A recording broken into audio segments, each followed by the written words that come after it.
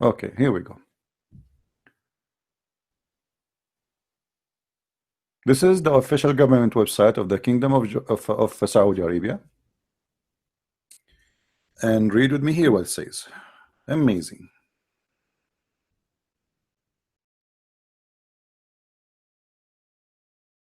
You see the page, right? Muhammad, he been given 16 privilege.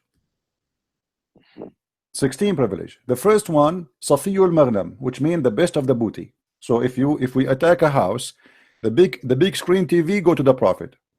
The small TV goes for you. Al-istibdadu bi khums al-khums.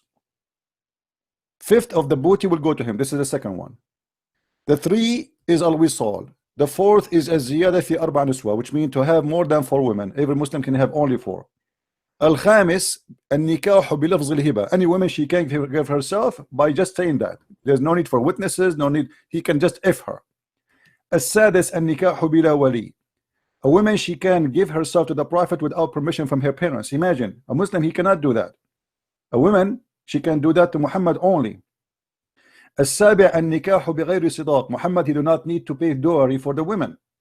الثامن نكاحه في الإحالة الإحرام. Even when he is doing ihram, he can have sex, but Muslims cannot. التاسع سقوط القسم بين الأزواج. He used to take an oath. Number 9, he can take an oath and he can break the oath. Only him. Muslims cannot do that when he take an oath for women. And العاشر إذا وقع بصره على امرأة وجب على زوجها طلاقها وحل له نكاحها. The mic is yours. Translate, please. Where should I translate from? إذا وقع بصره. If he sees a woman, her husband has to divorce her, and she's permissible for him to F her. Okay. What do you think of this? Why, if your prophet saw a woman, her husband must divorce her immediately, so the prophet, he can sleep with her?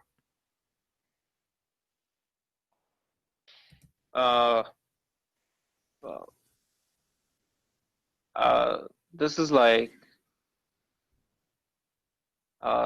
what servant, what that have to do with God, my friend? What did it have to do with God? Imagine I am a person trying to say to you that I am here coming to serve God. I'm a servant of God. God, he sent me to you. And then I say to you, if I see your wife and I like her, you have to divorce her so I can sleep with her. What kind of religion this religion is?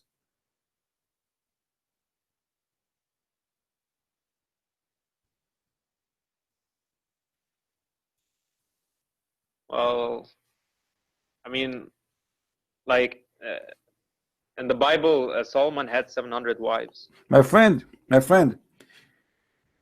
the Bible is a book of history and the book of God, which means history of people with God. So in the Bible, it might say Christian prince, he commits sin. It might say Christian prince commit adultery. It might say that Christian prince, he killed people. It might say Christian prince, he have 1,000 women. But it's not God who told him to have and to do. There's a huge difference. Here, this guy, he claimed that this is coming from his God. We have in the Bible many people who commit sin and they are asking God for forgiveness. As an example, David himself. He commits sin and he asked God for forgiveness. He did not say that God told me to look at this woman and sleep with her. He did not make an excuse that this is coming from God. What your prophet doing, he want women to sleep with him and he claim it is God. This is a privilege from God. This is not his fault.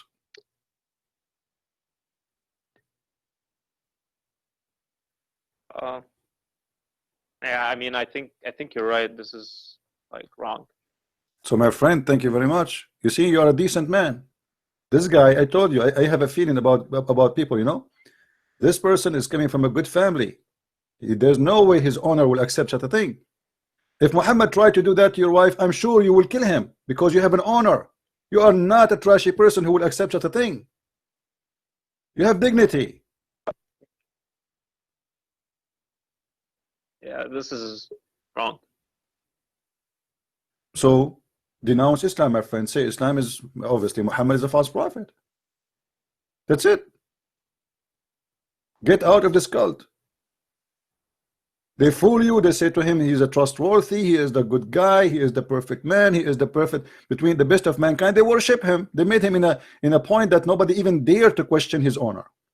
But the second we start reading, and we did not even read much, there's tons of stories. Disgusting. We are just scratching the surface outside, and look what we found. And as long as you agree that this is wrong, that's mean Muhammad cannot be a prophet. Correct, my friend? Yeah. Thank you very much. I'm so happy for you that you decide to leave Islam. But like, I don't know, like, if Islam is wrong, then like, what's the truth? Like, My friend, I don't know, because I've been raised. I advise you to go and download the Bible, the New Testament, because the New Testament is about Jesus and his teaching. The Old Testament is history and a lot of history. Read the teaching of Jesus and see what Jesus is about. Muhammad, obviously, he's a person working for his own. He opened a corporation. He put the title God, but the fact behind the title, there's something else. There's someone trying to use you and abuse you and take advantage of you. Read about Jesus, you will see it's the opposite. You are the one who said to me the Christian believe that God died for them. So look how different is Jesus and Muhammad.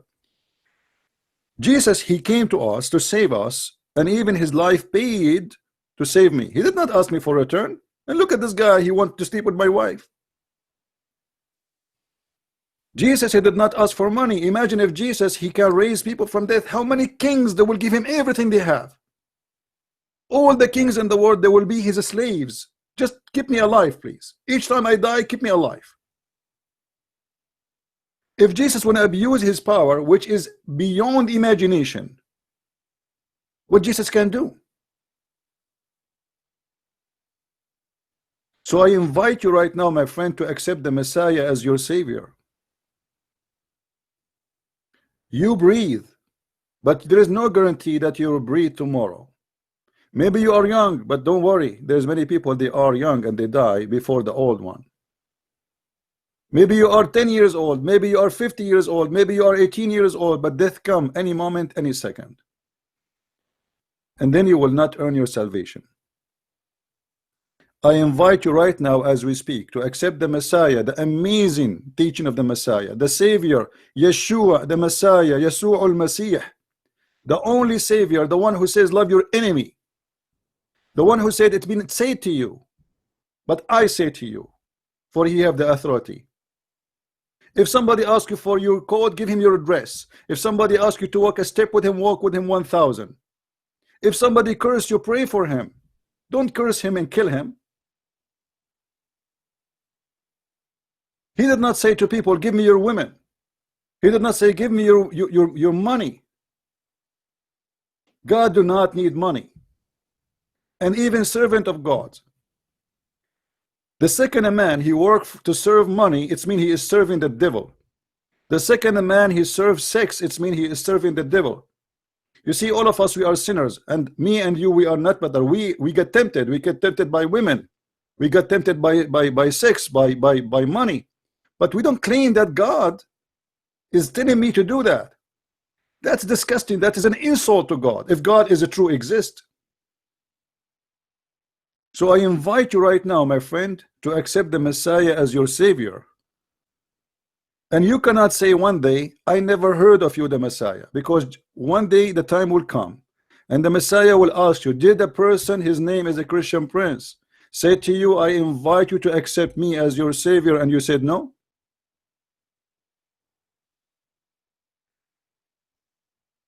What do you want to say, my friend? I like the message of Christianity, like love and forgiveness. I think that that's like nice.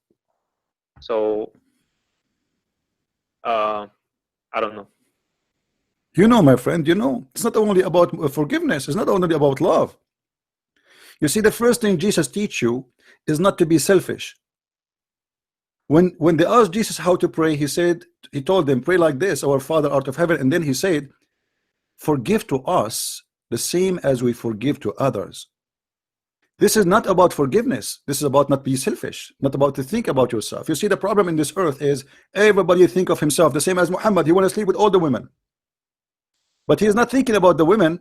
He's not thinking about their husband. He's not thinking about the feeling of those people, using them and abusing them, sleeping around and then dumping them. He is thinking only about himself. That is the devil. Selfishness is about being satanic. Jesus is anti-selfishness. Serve others so you can be served. When Jesus, he said to his followers, I want to wash your feet, they said to him, what are you talking about? You are our God. How you can wash our feet? They refuse. He said to them, if you don't let me do it, you don't belong to me. Imagine God himself, who is coming to us as a man, he is humbling himself and washing our feet. Why Jesus is doing that? He don't need to do that. This person is resurrecting people from death. This person is making the blind see. This person is amazing people. They are immune. Like, I mean, what? Whoa, this man, what he can do. And then he said to them, I want to wash your feet. Because Jesus want to give us the best example how you can be a follower of him. If you want to follow me, you wash the feet. To be a master, you have to be a servant. You do what servants do. You don't do what masters do. People, they want to be masters to have servant. Jesus wants you to be a servant, then you are a master. And that's my Lord. So I truly, from my heart, my friend, I invite you to accept the Messiah, because this is an opportunity. It might not come to you again. I accept him. Hallelujah. Hallelujah. A happiness in the kingdom of God. A happiness in the kingdom of God for this brother who accepted the Messiah as his savior.